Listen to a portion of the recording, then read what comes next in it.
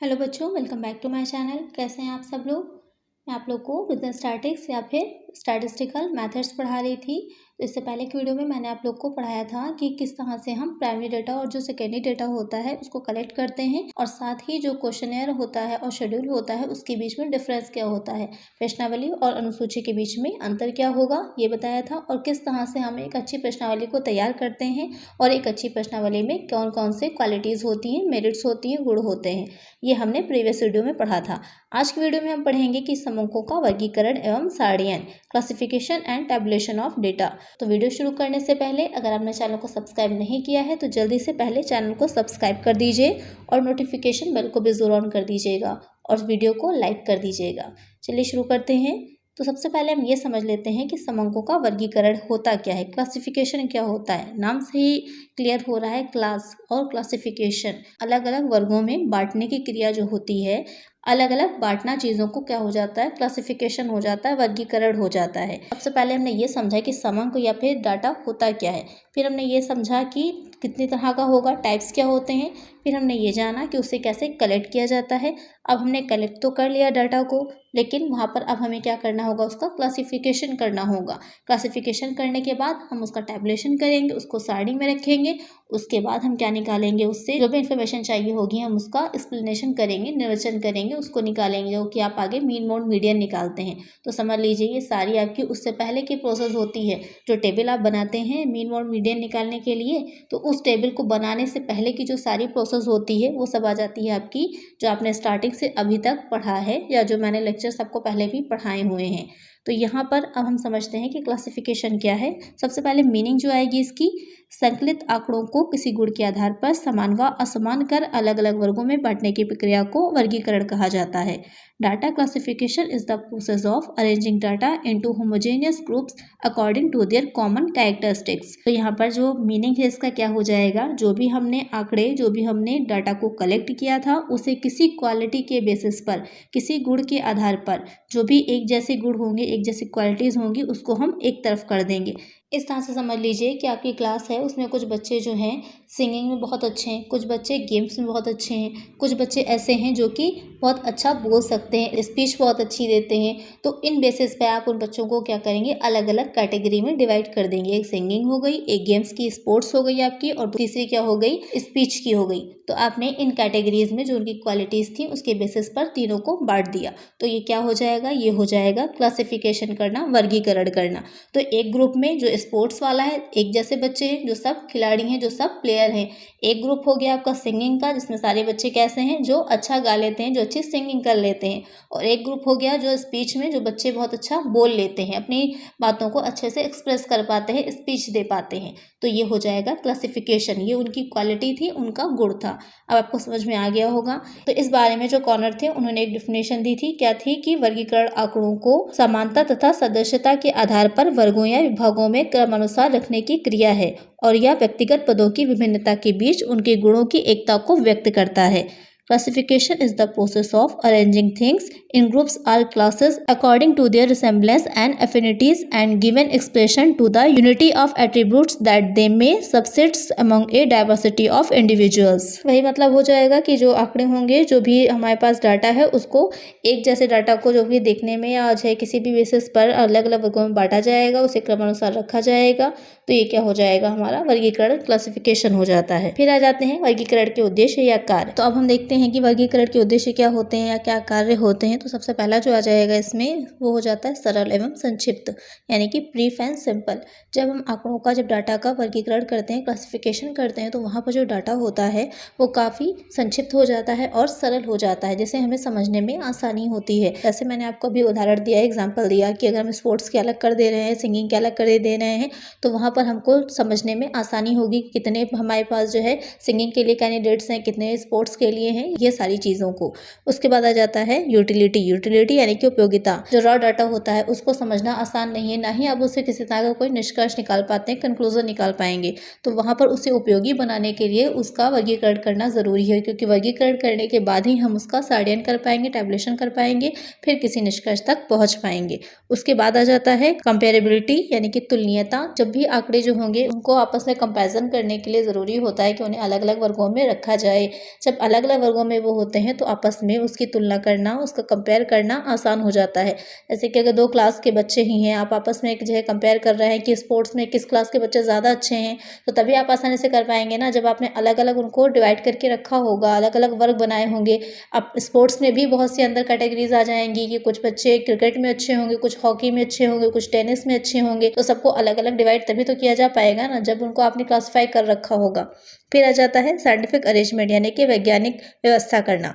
तो यहाँ पर जो तर्कपूर्ण एवं वैज्ञानिक ढंग से व्यवस्थित करना होगा तो भी वर्गीकरण में क्लासिफिकेशन में आ जाएगा कि जब हम जो है जो भी आपके पास आंकड़े हमने एकत्रित किए थे, जो भी विधियों से मेथड्स आपने पढ़ा इससे पहले की वीडियो में, तो उन मेथड से जो हमने डेटा को कलेक्ट किया होगा उसको एक व्यवस्थित ढंग से वैज्ञानिक रूप से अलग-अलग वर्गों में बांटा जाता है। फिर आ जाता है अट्रैक्टिव एवं इफेक्टिव यानी कि आकर्षक लगना और प्रभावी होना। तो आकर्षक लगते हैं जब आंकड़े अलग-अलग वर्गों में बटे होते हैं। आप देखते हैं कहीं पर भी रेलवे स्टेशन पर देख लीजिए, बस स्टैंड पर देख लीजिए तो क्या होता है, टेबल ही तो बनी होती है, साड़ी ही तो बनी होती है जिसमें दे रखा होता है कि कौन सी ट्रेन कहाँ पर किस टाइमिंग से आ रही है, कब जा रही है। तो वो देखने में काफ़ी इफेक्टिव लगता है और आपको समझ में भी आसानी से आ जाता है। तो जो भी हम वर्गीकरण कर रहे होते हैं, क्लासिफिकेशन कर रहे होते हैं, उसी के बेसिस पे आगे टैबुलेशन करते हैं तो वहाँ पर जो भी डाटा होता है, जो आंकड़े होते हैं वो ज़्यादा अट्रैक्टिव लगते हैं और इफेक्टिव भी होते हैं। आसानी से हम समझ भी सकते हैं और वो हमको आसानी से याद भी हो जाते हैं। तो ये हो जाएंगे वर्गीकरण के उद्देश्य या फिर कार्य। उसके बाद आ जाता है कि वर्गीकरण का आधार एवं प्रकार, basis and types of classification. ये जो वर्गीकरण हम कर रहे हैं, क्लासिफिकेशन कर रहे हैं तो किस बेस पे किया जाता है या कितने टाइप का होता है। तो यहाँ पे ध्यान दीजिएगा, अगर ऑब्जेक्टिव पेपर हो रहा है तो वहाँ पर भी आपके क्वेश्चन पूछ सकता है। अगर जो है आपका अगर डिस्क्रिप्टिव पेपर होगा तो वहाँ पर भी ये चीज़ आ सकती है कि वर्गीकरण के आधार क्या होते हैं। सबसे पहला हो जाता है स्थान के आधार पर, प्लेस और लोकेशन और एरिया। तो जो स्थान के आधार पर वर्गीकरण होता है उसे भौगोलिक वर्गीकरण भी कहते हैं, ध्यान में रखिएगा। और साथ ही समय के आधार पर जो होता है उसे कालानुसार वर्गीकरण कहते हैं, क्रोनोलॉजिकल क्लासिफिकेशन। जो टाइम सीरीज वगैरह आप बनाते हैं आगे जो है इसमें पढ़ेंगे। उसके बाद आ जाता है प्रकार या गुण, काइंड और टाइप ऑफ एट्रीब्यूट। प्रकार या गुण के आधार पर इसको क्या कहा जाता है, वर्णनात्मक वर्गीकरण, डिस्क्रिप्टिव क्लासिफिकेशन या फिर क्वालिटेटिव क्लासिफिकेशन। और उसके बाद आता है आकार या साइज और मैग्नीट्यूड, उसके बेसिस पर तो इसे क्या कहा जाता है, संख्यात्मक वर्गीकरण, क्वांटिटेटिव क्लासिफिकेशन। इसमें जो क्वालिटेटिव क्लासिफिकेशन और क्वांटिटेटिव क्लासिफिकेशन इसे आप आगे भी पढ़ेंगे डिटेल में। तो ये हो जाता है कि क्लासिफिकेशन किस बेसिस पर या किस टाइप का होता है। उसके बाद अब हम पढ़ते हैं कि साड़ियन क्या होता है। हमने ये तो समझ लिया कि आंकड़ों को जो डाटा है हमारा उसको वर्गीकृत कैसे किया जाएगा, क्लासिफाई कैसे किया जाएगा। अब हम ये समझते हैं कि हमने अलग अलग करके तो रख लिया, अब उसको हम टेबल में कैसे रखेंगे या टेबल होती क्या है, साड़ी क्या होती है और साड़ियन क्या होता है। दोनों अलग चीज़ें हैं, साड़ी अलग है और साड़ियन अलग है। तो साड़ियन क्या हो जाएगा, अगर हम एक लाइन में बोले इसे तो वर्गीकृत आंकड़ों को सरल और संक्षिप्त करने के लिए साड़ियों में प्रस्तुत करने की क्रिया को साड़ियन या साड़ीकरण कहा जाता है। Tabulation is a systematic and logical representation of numeric data in rows and columns to facilitate comparison and statistical analysis। तो वो हो जाएगा साड़ियन। जब हम आंकड़ों को जो वर्गीकृत आंकड़े होते हैं उसको सरल और संक्षिप्त करने के लिए क्या करेंगे, साड़ियों में जो टेबल होती है उसमें रखते हैं। तो टेबल में कुछ रोज होती हैं, कुछ कॉलम्स होते हैं। तो जब रोज और कॉलम्स के बेसिस पे हम अलग अलग डिवाइड करके आंकड़ों को दिखाते हैं तो वो हो जाता है साड़ियन या फिर टैबुलेशन। अगर हम जो डेफिनेशन की बात करें तो यहाँ पर कॉर्नर ने जो डेफिनेशन दी थी कि साड़ियन किसी विचाराधीन समस्या को स्पष्ट करने के उद्देश्य से किया जाने वाला सांख्यिकीय तथ्यों का क्रमबद्ध एवं सुव्यवस्थित प्रस्तुतिकरण है। Tabulation involves the orderly and systematic presentation of numerical data in a form designed to elucidate the problem under consideration। ये एक कॉर्नर ने डेफिनेशन दी थी। इनमें इनका कहना था कि जो साड़ियन होगा किसी भी जिस भी समस्या पर हम कार्य कर रहे हैं, जो भी हमारा अनुसंधान का विषय होगा, जो भी उद्देश्य होगा, जिससे हमने जो आंकड़ों को जो डाटा को कलेक्ट किया था उस समस्या को स्पष्ट करने के उद्देश्य से जब हम सांख्यिकीय तथ्य जो होते हैं, जो फैक्ट्स होते हैं, उनको क्रमबद्ध एवं सुव्यवस्थित प्रस्तुतिकरण करते हैं तो वो हो जाता है हमारा साड़ियन हो जाता है। और इससे सिंपल समझें तो सांख्यिकीय समकों को खानों व पंक्तियों में क्रमबद्ध रूप से प्रस्तुत करने की क्रिया क्या कहलाती है, साड़ियन कहलाती है, टैबुलेशन कहलाती है। आपने ये देखा होगा कि जो आपको मार्कशीट मिलती है तो मार्कशीट में क्या होता है, अलग अलग रोज ही तो बनी होती है, कॉलम्स बने होते हैं, ऊपर ये दे रखा होता है सब्जेक्ट कौन कौन से हैं, उन सब्जेक्ट के सामने आपके मार्क्स लिखे होते हैं। अब तो हम लोग के फाइनल मार्क्स ही दे रखे होते हैं, लेकिन जो पहले हम लोग याद करिए जब 7th 8th में 6th में होते थे तो वहाँ पर जो हम लोग के मंथली टेस्ट होते थे उसके मार्क्स होते थे, हाफ ईयरली एग्जाम होता था उसके होते थे, क्वार्टरली एग्जाम्स के होते थे, उसके बाद जो फाइनल एग्जाम्स होते थे फिर ग्रैंड टोटल होता था कि फाइनली सबका टोटल कितना आया है, उसके बाद हमारा मार्कशीट पूरी कंप्लीट होती थी। तो वो टैबुलेशन ही तो था, टेबल ही तो बनी होती थी, उसी टेबल में हमारे मार्क्स अलग अलग दे रखे होते थे। तो वही समझ लीजिए कि टैबुलेशन है। अलग अलग डिवाइड कर लिया, अलग अलग वर्गीकृत कर लिया। कैसे वर्गीकृत किया कि सारे जो भी सब्जेक्ट हमारे थे उसके बेसिस पर मंथली के अलग हो गए। एक साथ भी आप काउंट कर सकते हैं कि एक सब्जेक्ट में आपको कितने मार्क्स मिले ओवरऑल पूरे वर्ष में। तो वही चीज़ हो जाती है टैबुलेशन करना, टेबल बनाना। अब इसमें एक चीज़ बहुत इंपॉर्टेंट हो जाती है, दोनों के बीच में डिफरेंस, वर्गीकरण और सारणियन। किसके बीच में? टैबुलेशन और क्लासिफिकेशन जो होता है, दोनों के बीच में डिफरेंस बहुत ही इंपॉर्टेंट होता है। तो जो फर्स्ट हो जाएगा इसके बीच पर डिफरेंस, वो होगा कि जो आंकड़ों का पहले वर्गीकरण किया जाता है, पहले उनका क्लासिफिकेशन किया जाता है, उसके बाद उसका सारणियन होता है, यानी कि वर्गीकृत आंकड़ों का ही सारणियन किया जाता है। अगर हम वर्गीकरण नहीं करेंगे तो सारणियन भी नहीं कर पाएंगे। जाहिर सी बात है, जो एग्जाम्पल हमने लिया था कि अगर हम बच्चों को अलग अलग डिवाइड नहीं करेंगे कि कौन से बच्चे सिंगिंग में अच्छे हैं, कौन से स्पोर्ट्स में अच्छे हैं, कौन से स्पीच देने में अच्छे हैं, तो वहाँ पर हम उसकी टेबल भी नहीं बना सकेंगे। वर्गीकरण में क्या किया जाता है, जो भी डाटा होता है, जो आंकड़े होते हैं, उसमें जो भी समानताएं एक जैसे आंकड़े होंगे उनको अलग रखा जाएगा और जो दूसरे तरह के आंकड़े होंगे उनको अलग अलग रखा जाता है, यानी कि विभिन्न वर्गों में बांटा जाएगा। और जो सारणियन होता है, तो ऑलरेडी हम बांट चुके जो आंकड़े होंगे उनको वर्गों और रेखाओं के जरिए प्रदर्शित करेंगे, उनको रिप्रेजेंट करते हैं। उसके बाद आ जाता है सांख्यिकी। वर्गीकरण सांख्यिकीय विश्लेषण की एक विधि है। इसमें हम जो सांख्यिकीय विश्लेषण है उसका ये एक मेथड हो जाता है। और सारणियन जो होगा वो आंकड़ों को प्रस्तुत करने की एक प्रक्रिया है। सारणियन में सिर्फ इतना काम होता है कि जो भी क्लासिफाइड डेटा होगा उसको सिर्फ हम एक टेबल के जरिए दिखाते हैं, शो करते हैं, प्रेजेंट करते हैं। लेकिन जो वर्गीकरण होगा उसमें काम ज़्यादा रहता है, जिसमें कि आंकड़ों का विश्लेषण किया जाता है, आंकड़ों को बांटा जाता है अलग अलग वर्गों के आधार पर। उसके बाद आ जाता है वर्गीकरण के अंतर्गत आंकड़ों को वर्गों व उपवर्गों में बांटा जाता है। और जो सारणियन होगा उसमें आंकड़ों को शीर्षक व उपशीर्षकों में प्रस्तुत किया जाता है। जो वर्गीकरण होगा उसमें वर्ग बनते हैं, उपवर्ग बनते हैं, और जो सारणियन होता है उसमें क्या होगा, शीर्षक और उपशीर्षक होते हैं। फिर आ जाता है वर्गीकरण में प्रतिशत, अनुपात आदि नहीं दिखाए जाते, क्योंकि वर्गीकरण में हम आंकड़े जो भी हमने कलेक्ट किए थे उसको सिर्फ सिंपल दिखा रहे हैं, सिंपल से सिंपल कर रहे हैं, संक्षिप्त कर रहे हैं, ब्रीफ कर रहे हैं, जिससे कि आसानी से वो हमें समझ में आए और उससे कोई कंक्लूजन तक हम निष्कर्ष तक पहुंच सकें। और जो सारणियन होता है, जो टैबुलेशन होता है, उसके बेसिस पर हम क्या करते हैं, जो निष्कर्ष होता है उसको निकालते हैं। जो और ये जो होगा ये प्रतिशत में, परसेंटेज में भी होता है, रेशियो में भी होता है। जो आप आगे मीन मोड मीडियन निकालेंगे तो एक टेबल ही तो बनाते हैं। जो आपके पास आंकड़े दे रखे होते हैं उससे आप टेबल बनाते हैं, टेबल के बेसिस पर ही आप निकालते हैं कि मीन कितना आया, मीडियन कितना आया, या फिर उसके भी आगे जब आप डिस्पर्जन लगाएंगे या कोरिलेशन निकालेंगे तो एक टेबल ही बनाकर तो करते हैं। तो वहाँ पर जो सारणियन होगा, जो टेबल होती है, उससे हम कंक्लूजन तक पहुँचते हैं। तो ये हो जाएगा दोनों के बीच का डिफरेंस। अब समझ लेते हैं कि जो सारणियन होगा उसके उद्देश्य क्या होते हैं, ऑब्जेक्ट्स ऑफ टैबुलेशन। हमने ये तो समझ लिया था कि वर्गीकरण क्यों किया जाता है, यहाँ पर हम समझते हैं कि सारणियन क्यों किया जाता है। तो इसके जो ऑब्जेक्ट्स होते हैं उसमें पहला हो जाता है कि टू सिंप्लीफाई कॉम्प्लेक्स डाटा। जो भी हमारे पास जो आंकड़े हैं उसको आसानी और संक्षिप्त रूप में प्रस्तुत करना, जिससे कि आसानी से उसे हम समझ सकें। नेक्स्ट हो जाता है to bring out essential features of data. जो भी हमारे पास आंकड़े हैं उसका जो इंपॉर्टेंट है चीज़ें, जो उसमें आवश्यक चीज़ें हैं उसको दिखाना। नेक्स्ट हो जाता है टू फैसिलिटेट कंपैरिजन। टैबुलेशन क्यों किया जाता है, जिससे कि हम उसकी तुलना कर सकें, कंपैरिजन कर सकें। ऐसे ही आपके पास अगर डाटा होगा तो आप उसका कंपैरिजन नहीं कर पाएंगे। कैसे नहीं कर पाएंगे, प्रीवियस वीडियो में मैंने काफ़ी डिटेल में इसको समझाया हुआ है। कंपैरिजन करने के लिए हमारे पास सटीक निष्कर्ष होने चाहिए, तभी हम आपस में दोनों चीज़ों का कंपैरिजन कर सकते हैं। उसके बाद आ जाएगा टू फैसिलिटेट स्टैटिकल एनालिसिस। जो हम सांख्यिकी विश्लेषण कर रहे हैं उस विश्लेषण को आसान बनाना।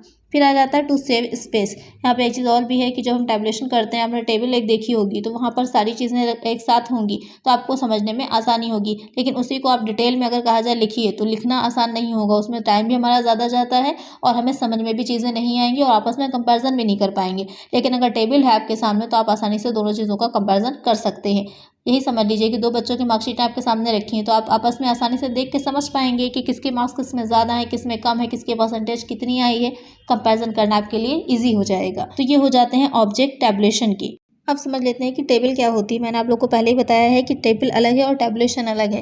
टेबल मेन चीज़ है जो हम बना रहे हैं और टैबुलेशन क्या हो जाता है, उस टेबल को बनाने की जो प्रोसेस होती है वो क्या कहलाती है, टैबुलेशन कहलाती है, सारणियन कहलाती है।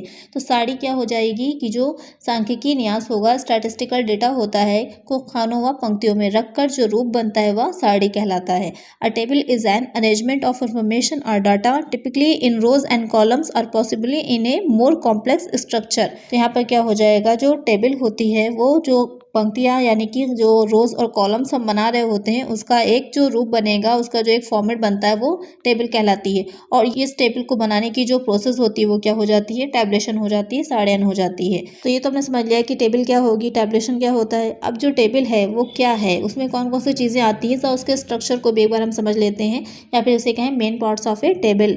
तो पहला जो हो जाएगा साड़ी संख्या। आप एक फिगर देख रहे होंगे स्क्रीन पर, जिसमें टेबल का फिगर एक मैंने लगाया है और साथ में ये 25 लिखी हुई है, नोट है कि कौन सी चीज़ क्या कहलाती है या कहाँ पर क्या चीज़ लिखी जाएगी। तो सबसे पहले हो जाता है साड़ी संख्या, टेबल नंबर सबसे पहले लिखा जाएगा।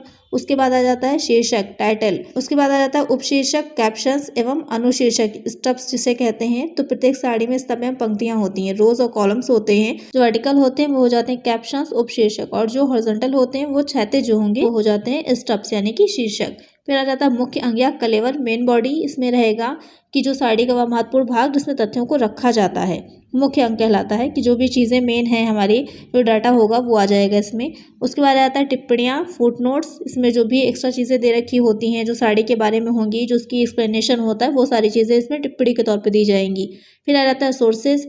सोर्सेज में आ जाएगा कि साड़ी के नीचे आंकड़ों का स्रोत लिखा जाता है कि किस तरह से हमें वो आंकड़े, जो भी हमने आंकड़े डाले हैं अपनी साड़ी में, टेबल में दिखाए हैं, वो आंकड़े कहाँ से हमने कलेक्ट किए हैं। प्राइमरी डेटा है, सेकेंडरी डेटा है, सेकेंडरी डेटा है तो उसका सोर्स क्या है, ये सारी चीज़ें वहाँ पर लिखी जाएंगी। तो ये हो जाता है टेबल का स्ट्रक्चर या फिर main parts of A table. तो ये हो जाएगी एक टेबल का स्पेसिमेन। अब आपको समझ में आ गया होगा कि टेबल क्या होती है और इसी को पूरा बनाने की प्रक्रिया, प्रोसेस क्या हो जाएगी, टैबुलेशन हो जाएगी।